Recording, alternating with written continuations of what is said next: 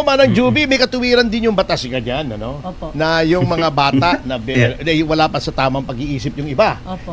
Si Larry ka doon nga, tanda-tanda na, wala pa sa tamang pag-iisip eh. O, yung bata pa kaya, di ba? O. Ikaw talaga, Tony. Walang kinalaman yun. Hindi! Tamang pag-iisip ang pinag-uusapan dito eh. Ay, grabe yan Tony Oo. Ma! Ayan. Saan na yung ano? Saan ka na naman galing?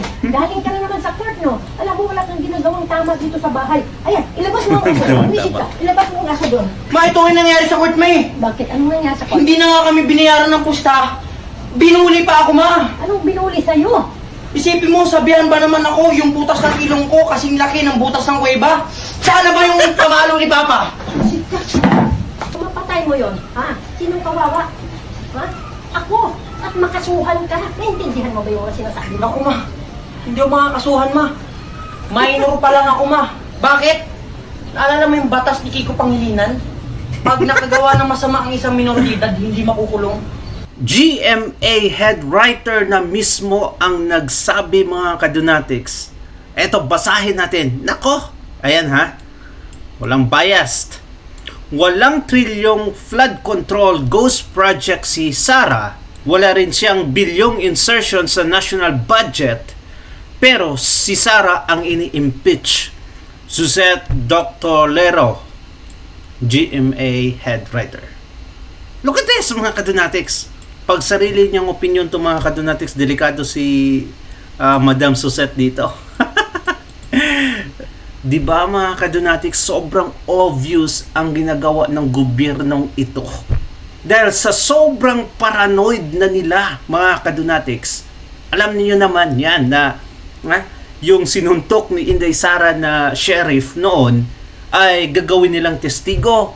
Kukunin din nila si Mary Grace Piatos. Ewan ko kung saan nila kinuha yan. Kung natatandaan nyo, mga kadunatics, everyday sinasabi nila, ilabas mo, Inday Sara, si Mary Grace Piatos everyday. Kasi gusto nila talagang malaman. Tapos ngayon, kunin nila as evidence, like as witness, mga kadunatics. So, ibig sabihin, alam nila, ano ba talaga?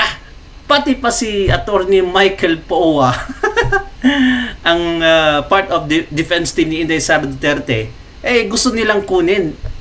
Sobrang paranoid, takot na sila sa mangyayari, mga kadunatics, pag hindi nila ma-impeach si Inday Sara Duterte. At eto pa, ang kaguguhan ni Jinky Luistro bago natin pakinggan si Atty. Topacio. Ang ganda ng sinabi niya dito kay Gadon. Anong sabi ni Dimonita, mga kadunatics? June 24, kahapon, alright? Isang araw, sabi niya, mag-Tagalog tayo. Anong ibig sabihin yan, mga kadunatics? Bakit gusto nilang mag-Tagalog? Bakit? Isa sa mga estratehiya ng mga bulok na politikong ito, na gusto talaga nila na maintindihan daw ng lahat kung gaano ka kurakot si Inday Duterte. Good luck sa inyo, itagalog nyo ang batas. Good luck. I don't think so, mga kadunatics, na makapag-Tagalog ang lahat, kasi hindi nga makapagsalita ng straight Tagalog yung mga House of Crocs, mga kadunatics, na congressman doon pa sa trial hearing. Good luck sa inyo. Gusto nila ipalabas sa taong bayan na si Inday Sara Duterte ang pinaka-worst na naging vice-presidente, pinaka-worst na politiko sa Pilipinas. Galit na talaga yung isa sa ating mga supporters, mga kadunatics, na sabi niya, dapat lindulin na yung House of Crocs at ang Senado. Sabi ko, wag na muna. Kasi baka madama yung mga bata. I do believe na hindi to ma-i-impeach si Inday Sara Duterte. Gawin na nila yung lahat ng gusto nilang gawin para ma-impeach si Inday Sara Duterte. But definitely, God will not allow that to happen, mga kadunatics. At eto, Atty. Topacio at kanyang kasama sa Yes Yes Yo Topacio. Nag-imbita sila ng isang police major, mga kadunatics, para i-explain yung juvenile law ni Kiko Pangilinan. At dito, sobrang ganda ng mga punto ni Atty. Topacio, mga kadunatics. Grabe, talagang humorous talaga itong si Attorney Topacio. Ito mga kadonatics, nadamay pa dito si Gadon panoorin. Titignan kung Ayan. may discernment o hindi. Opo. Oo. Ano ba yung discernment, Major. Major? Ito po yung mental capacity ng bata na Ibig sabihin kung kakayahan medyo- niya na alam niya yung tama at mali. Ayun. Aha. Alam niyang mali pero ginawa pa rin niya, alam niya na masama yung magiging consequence o magiging bunga, ginawa pa rin niya, yun po yung tinatawag nating discernment. Sino pong nagdedetermine ng discernment, Major? Meron po tayong mga legal expert, meron Ayun. tayong mga DSWD, mga doktor, psychiatrist, psychologist. Sila po yung expert para po mag-determine kung mayroon pong discernment yung bata nung kanyang ginawa yung paglabag sa batas. Hindi naman kasama si Tito Soto doon sa legal expert na yan, ano? School bukol naman Hindi, yun. nagbibigay ng opinion eh. Okay, pero... Siya na nagbibigay ng opinion tungkol sa legal eh. Palpak naman eh. pero Major, kailangan magbigay kayo ng mga programa na meron ng Opo. intervention program. Opo. So, Ano dyan si- i-explain ko pa ano po yan? ng mas maliwanag. Si Sige po. Ang BGMN Republic Act pa? 9344 po ay CEO? batas na nagbibigay ng espesyal na pagtrato Siya ba? sa mga kabataang nasasangkot sa krimen o paglabag sa batas. Mm. Dahil naniniwala po ang batas na ang bata ay hindi pa ganap ang kanyang pag-iisip at pag-unawa. Kumpara sa mga matatanda, kaya mas binibigyan sila ng pagkakataon na maituwid yung kanilang pagkakamali sa pamamagitan po ng, ito po yung isa sa part ng intervention, counseling, intervention programs gaya ng education, skills training, rehabilitation, sa halip na agad silang ikulong sa mga kulungan. Alam Hindi makatawa si Police Major. Actor pala to si Mike Miguel Magat. Director, actor, yung kasama dito ni Police Major. Nako Sige, naman. Oh, sige, ano makakasuhan ba tayo tanong mo? niyan. Okay, dapat ano naman yung mga pwede na... Totoo naman talaga mga kadonatics. Dapat itong si Ridon, kaya nga hanggang ngayon, hindi makulong-kulong to si Ridon kahit ano yung mga pinagsasabi, anong ginagawa mga kadonatics, kasi bata pa yung isip. Ay, nako. pamparesolba ng problema. Ano problema? Ayan, Problema sa pera? Discuss Na ko lang hindi po itong dumadaan ano. sa mahabang paglilitis. Itong Yan. CICL. Sige Ano po ba yung tinatawag nating CICL? Ito po yung child o children in conflict with the law. CICL. Yun ang tawag eh, di ba? Hindi Opo. akusado. Opo. o Hindi natin tinatawag na criminal. suspect, hindi natin Oo. sila tinatawag na sa ibang pangalan na para siya Opo. madi-discriminate. Opo. Ang tawag po natin CICL. Yun. CICL. Opo. Para madi-discriminate, pumatay ng rape, ayaw mong tawagin na murderous, criminal. Anong klaseng batas yan? Binibaby talaga yung mga criminal sa Pilipinas, mga kadonatics. Kaya, ayun, ngayon, anong ginagawa nila? Sobrang dami na. Sa Iloilo, sa Cebu, sa Zamboanga City, puros minor de edad, mga kadonatics. This week lang. Sa Leyte, sa Tacloban, grabe! Mga school incident yan, mga kadonatics. Mga minor de edad, may domino effects pala talaga itong mga kadonatics. May domino effect pala itong mga kadonatics. Itong batas ni Kiko Pangilinan. Sobrang nakakatakot na ngayon. Ang Hindi CICL masyado po halata. ay mga bata na wala pang 18 years old na pinaghihinalaang gumawa ng krimen, inaakusahan ng krimen o napatunayang gumawa ng krimen. So halimbawa po, mayroong 14 years old nagnakaw. Ang tawag po sa kanila ay CICL. What if you could create a Madaling Lumulusot sa maliit na makalusot sa mga butas. maliliit na butas. So, Yun. yan.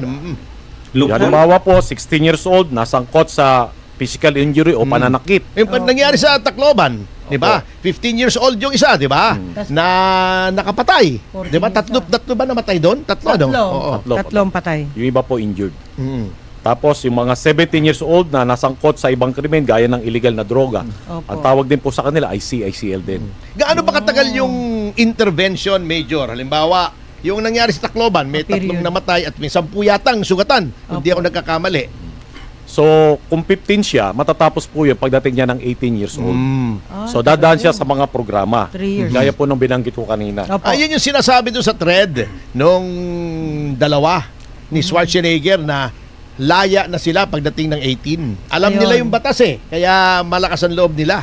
Di ba? Okay. Pero meron pong sinasabi ang batas na hindi talaga siya lalaya kung siya halimbawa ay nasintensyahan at napatunayan na talagang lumabag siya sa batas. Parang gagawin po isususpend lang po yung sentensya niya.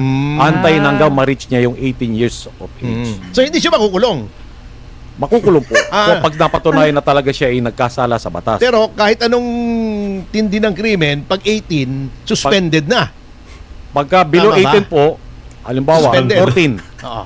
pababa, walang criminal liability. Oh, yun, oo. 15, 16, 17, dadaan sa intervention, dadaan siya sa programa, at pagka siya ay nahatulan, pagdating niya ng 18, doon po siya makukulong. Ayun. So, may pag-asa pa rin na yung mga ganong rimarimarim na krimen Opo. ay makulong din. Hindi po totally wala siyang criminal liability. Pag napatunayan po ng husgado na siya ay talaga lumabag sa batas at yung ginawa niya ay with discernment, pansamantala lang po isususpend yung kanyang sentence, pero pagdating niya ng age of majority, which is 18 years old, doon po siya ikukulong. Ayun. Yun po ang hindi alam ng mga kabataan. Ayun. Akala nila, pwede lang gumawa ng krimen, pwede makipagsuntukan, makipag-away,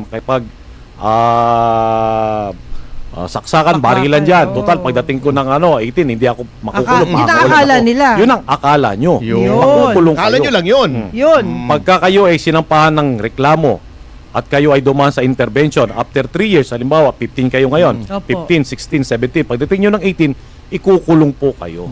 Pero yung intervention, hindi naman sila laya, Hindi Major, po, di ba? may pagdadaanan po silang procedure, pero Okay. nandun sila sa isang shelter. Ano yung bahay pag-asa ba yun? Yun po, bahay pag-asa.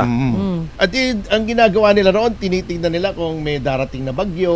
Hindi ko may pag-asa. Hindi, pag-asa eh. Iba ba yun? Iba? Okay. Kaya tinawag Ayun po yun na eh. bahay Ayun, pag-asa. okay, Meron silang oo. pag-asa Ayun. magbagong buhay. Magbagong buhay. Ayun. Pagka sila dumaan na ron sa proseso ng intervention at napatunayan ng batas na wala sila talagang kasalanan o paglabag, pagdating nila ng 18, pakakawalan sila. Ayun. Para makasama na nila uli yung kanilang mga mahal sa buhay, yung kanilang magulang, kanilang mga Oo, kapatid. at maaring At pumatay babalik na ulit. sila Oo. doon sa mainstream of our society. Ay siya, bawal yan, attorney. At Hindi. Sobrang gulo talaga mga kadunatics. Ano makalaya agad? Like, yun ang mga kadunatics. Kung basahin mo yung batas nila, okay talaga, maganda tingnan, di ba? Pero sa implementasyon mga kadonatics, ang daming mga minor de edad ngayon na pabalik-balik na lang sa prison. Di ba mga kadonatics, alam natin yan. Pagbalita, isang minor de edad nakapatay, mga ganun mga kadonatics, at napag-alaman na ilang beses nang nakalaya. Pabalik-balik na sa prison.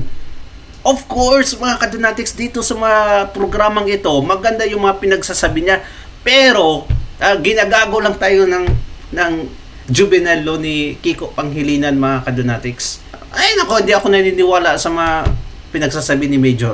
May posibilidad yun. Kung ganun talaga ang mentalidad mo, ako, kaya kinakabahan ako dyan sa batas na yan. Yun. Oo. Kasi kung may Totoo. discernment ka ng 15, 16, ewan ko magalit kayo kung magagalit sa akin. Palagay ko, mahirap nang magbago yung mga ganong tao eh.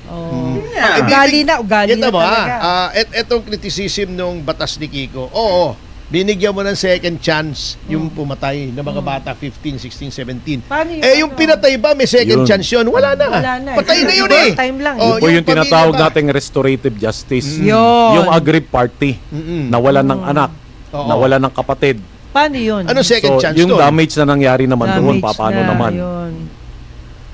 Pero yung mga magulang noon, civilly liable pa rin. Yes, Meron yes. pa rin provision naman. Yung magulang po Ayan. ng ating Oo. CICL, meron po silang pananagutang sibil. Oo. Civil liability. Yung damage o yung gastos o yung naging pinsala Ah. doon sa nawalang buhay, ang magbabayad po no yung magulang ng CICL. Ang problema kung walang pambayad. Ayun lang. Hindi, walang biro. Di ba? Malaki. Ako, tatanggapin ko ba yung pera mo? Nawalan ako ng anak. Opo. Oo. Hindi Tama. na mapapalitan Paano yun. mong papalitan? Ang anak ko, ganun din ka-age 15, 16. Yes. Dapat may anak ako na maaring yun maging Kasama doktor, niya sa maging buhay. abogado, di ba? Yes. Yun ang ligaya mo sa buhay, biglang nawala bago ipapalit mo sa akin pera. Ako hindi ako papayag noon. Kaya ang dami rin nagkikriticize dito. Anyway, Ito mga kadonatics facts. Dito sa ASEAN, okay? Sa Singapore, Malaysia at Myanmar at mga kadonatics, yung age of liabilities nila sa for criminal case, nasa 12 mga kadunatics. Sa ASEAN, tayo ang may pinakamataas. Kaya nga, yung krimen sa atin, napakataas din. Sobrang taas. Compare mo sa Thailand at Vietnam. Ang layo mga kadunatics. Sobrang safe ng Thailand at ng Vietnam. Tapos isipin mo, Christian country. The only Christian country in Asia. Tapos karamihan mga kriminal. Pastilan. Kaya nga mga kadunatics, according sa study, the most crucial age of a child is from ages 1 to 7. Yan yung pinaka-foundation nila mga kadunatics to know the right and wrong. If you fail as a parent mga kadunatics, idisiplina yung bata mo between that ages, sobrang hirap na para magiging matino yung bata. In our religion mga kadunatics, may isang writer doon sa amin. Hindi ko na lang sabihin kung sinong writer. Sabi niya, these ages, okay, from 1 to 7 is the most crucial thing to know more about Jesus and the foundation of his or her faith. Kaya nga mga kadunatics, the law of child custody, pag ang bata ay below 7 years old, doon talaga yan sa babae. Kung maghihiwalay ang isang couple mga kadunatics at may isa silang anak, pag yung anak nila is below 7 years old, alam niyo naman yan, di ba? Doon talaga sa nanay palagi. Kasi ang kailangan niya mga kadunatics yung gabay ng nanay. But pag above 7 years old na yung bata, pag maghihiwalay yung couple, di ba? Anong sabi sa batas? I'm not an expert, but I know this mga kadunatics from listening to Rafi Tulfo in action. Noon yun mga kadunatics, ngayon din ako nakikinig. Pag above 7 years old, may choice na yung bata kung saan siya gustong sumama. Pwede sa tatay or sa nanay. Kasi at that time mga kadunatics, may discernment na yung bata kung sino yung gusto niyang samahan. May free will na sila. Pag below 7 years old, talagang sa nanay yan. Kahit pa ayaw ng bata, doon talaga sa nanay. Ganyan talaga eh. Kasi alam nila mga kadunatics, especially ngayon, sa social media, lahat ng actions nila, alam nila na may consequences. Kaya I don't think na yung 14, 15 years old mga kadunatics would not be in prison kasi sobrang alam na nila yung ginawa nila. And as far as discernment is concerned, klaro doon mga kadunatics, they have a full understanding of the juvenile law of Kiko Panghilinan. Kaya ito mga kadunatics, panoorin lang natin to. Madalian lang, isang parody mga kadunatics sa batas ni Kiko Panghilinan. Ma! Ayan. Saan na yung ano? Saan ka na naman galing? Galing ka na naman sa court, no? Alam mo, wala kang ginagawang tama dito sa bahay. Ayan, ilabas mo ang aso doon. Umisip ka, ilabas mo ang aso doon. Ma, ito ang nangyari sa court, ma eh. Bakit? Anong nangyari sa court? Hindi na nga kami binayaran ng pusta. Binuli pa ako, ma. Anong binuli sa'yo? Isipin mo, sabihan ba naman ako yung butas ng ilong ko kasing laki ng butas ng kuweba? Saan na ba yung pamalo ni Papa? Ako, papaluin ko, lulumpuin ko yun, ma. Umisip ka, umupo. Ano? Lulumpuin mo? Pag nalumpo mo yun, o mapatay mo yun, sinong kawawa? Ako! At makasuhan ka. Naintindihan mo ba yung sinasabi mo? Ako, ma. Hindi ako makakasuhan, ma. Minor pa lang ako, ma. Minor ka kaya hindi ka makasuhan. Ano? Pag nalumpo mo yun at pinatay mo yun, tiway na lang? Tiway na lang, ma. Hindi ako makukulong, ma. Bakit? Naalala mo yung batas ni Kiko Panghilinan? Pag nakagawa ng masama ang isang minor de edad, hindi makukulong. Ma, kahit lumpulumpuhin ko yun ngayon, ma, hindi ako makukulong. Hindi mo ba nakita? Sa social media, yung batas ni Kiko Panghilinan walang kwinta. Porque minor de edad kayo. Tuloy-tuloy, ulit-ulit yung ginagawa ng kasalanan. Sa akin, hindi pwede yan. Ano? Babalik ka doon, lumpuin mo? Huwag kang tumayo dyan.